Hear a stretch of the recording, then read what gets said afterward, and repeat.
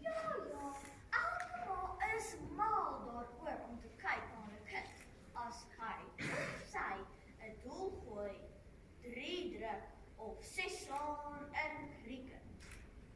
En ja, elke ma raak 'n bietjie terugtig as hulle kind die een is wat die span laat wen. Maar my ma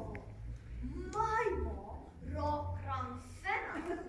Nie net as ek iets vergeet nie, of as ek 'n 3 druk nie. Nee, sy skree vir die ref, vir die ander span, vir die dominee,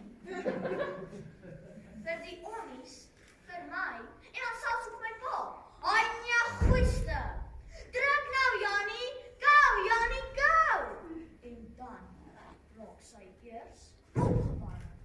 Sy staan dan penjuruit op daai paviljoen en die hande swaar en swaar en swaar en swaar.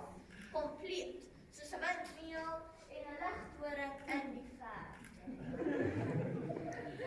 Sien, my probleem is nie die ondersteuning nie. My probleem met haar geskreeuery het begin toe sy die woorde begin gebruik. Veral as die ander span vuil speel. Jannie, kry daai bal nou. Daardie ref moet oppas. Ek klim nou hier af.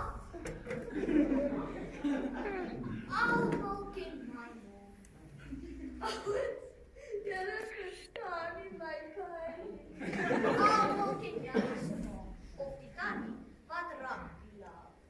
Sy bring ook altyd Energite en lemoenskyfies vir Afrika.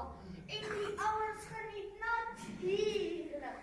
Gratis proviant, gratis uit. Alex, jy kan mos sien nou 'n keer. Maggie spiek mooi soos jy kry hom. En dan begin die ouens in my span weer kliphard speel vir al die skreeuende ma's.